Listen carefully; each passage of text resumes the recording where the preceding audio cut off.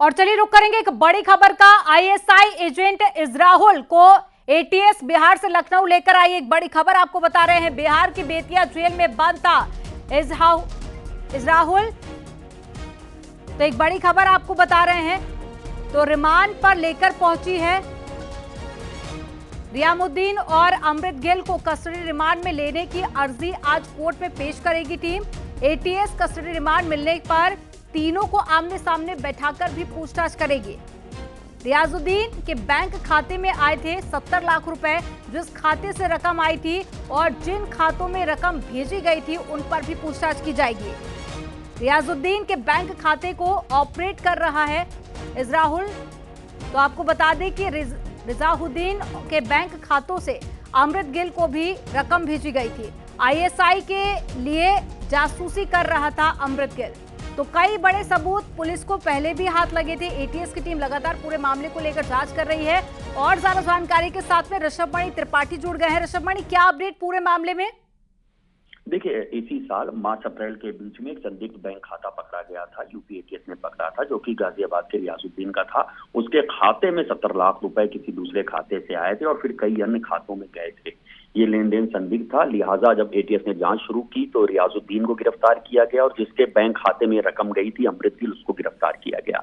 लेकिन जिस बैंक खाते से रकम आई थी वो फर्जी कागजातों पे था, लिहाजा उसकी जांच जारी है। रियाजुद्दीन ने पूछताछ में ये बताया कि उसके बैंक खाते को इजहारुल ऑपरेट करता है। इजहारुल बिहार बेतिया जेल में बंद था। ये बात सामने आ गई जांच में। ये तीनों ही लोग विदेशी खुफिया एजेंसी आईएसआई के एजेंट थे और उनके इशारे पे फंडिंग भी कर रहे थे और जासूसी भी कर रहे थे।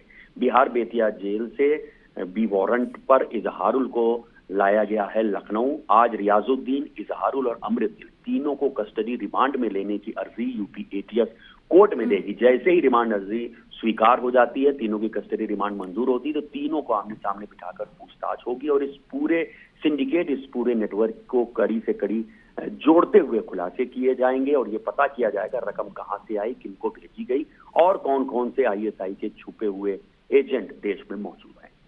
तो कई बड़े खुलासे हो सकते हैं इस पूरे मामले में। आप नजर बनाए रखिएगा। जानकारी साझा करने के लिए बहुत शुक्रिया ऋषभमणि आपका।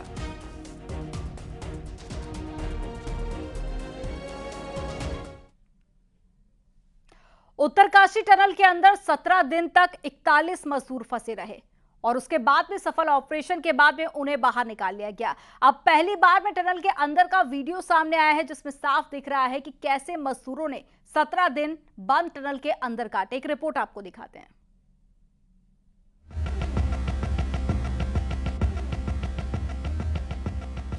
उत्तरकाशी की सिलक्यारा टनल के अंदर बेहद मुश्किल हालात में 41 मजदूरों ने 17 दिन काटे।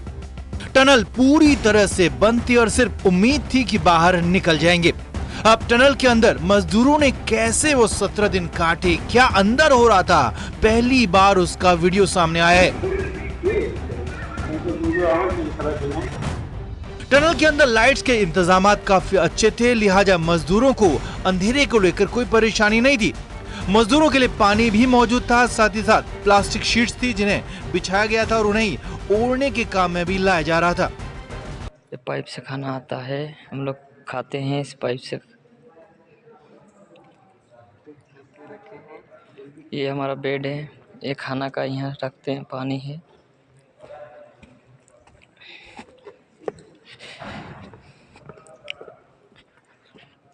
इधर जो मुंह बंद हुआ है, हम लोग फंसे हैं यहाँ पे, अंदर में हैं। 8 दिन हो गए आज मिला के। टनल के अंदर फंसे मजदूर ने ही बताया कि कैसे अचानक टनल बंद होगी और तब वो क्या कर रहे थे। हो गया, फिर से आ रहे थे, उधर से आ रहे थे हम लोग निकलने के लिए छुट्टी का टाइम, तो अचानक बंद हो गया, गिर गया। ये हाइड्रा से आ रहे थे हम लोग, सीढ़ी उड़ी रखे हैं निकलने के लिए पाइप घुसाने से।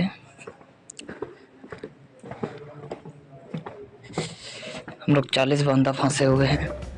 टनल के अंदर पीने के पानी की कोई दिक्कत नहीं थी, इसके लिए बोलेरो गाड़ी अंदर थी, उसका इस्तेमाल हो रहा था, जबकि सोने और बिछाने के लिए प्लास्टिक शीट्स को यूज किया जा रहा था। एक गाड़ी से पानी लाया जाता है, हम लोग पीने के लिए वहाँ फेस से आता है पानी। टोटल 40 बंदा फंसे हुए हैं। टनल ऑपरेशन के कुछ दिन बाद वहां खाना भी भेजा जा रहा था। टनल के अंदर खाना स्टोर किया गया था। तस्वीरों में देखा जा सकता है कि बोतल में भेजी गई खिचड़ी है। खिचड़ी के कई बोतल वहां पर रखे गए हैं। बोतल में भरकर फॉइल पेपर में लपेटकर रोटियां भी पहुंचाई गई और यहां तक कि सलाद भी फॉइल पेपर में लपेटकर मजदूरों तक पहुंचाया गया। इसके अलावा अंडे मजदूरों तक पहुंचाए गए, केले भेजे गए, सेब और संतरे भी अंदर भेजे गए और साथ ही साथ ड्राई फ्रूट्स भी अंदर भेजे गए ताकि मजदूर सुरक्षित रहें, मजबूत रहें और उन्हें स्टोर करके रखा गया था। मजदूरों को खाने का सामान ज्यादा मात्रा में भेजा जा रहा था क्योंकि किसी वजह से सप्लाई पाइप बंद होती तो भी मजदूरों को लंबे समय तक दिक्कत नहीं होती। और इसी तरह 17 दिन टनल के अंदर मजदूरों ने काटे, जो उनकी मजबूत मानसिक स्थिति और जिजीविषा को दिखाता है और उनकी हिम्मत और जज्बे को अब सभी सलाम कर रहे हैं। Bureau report, news 18।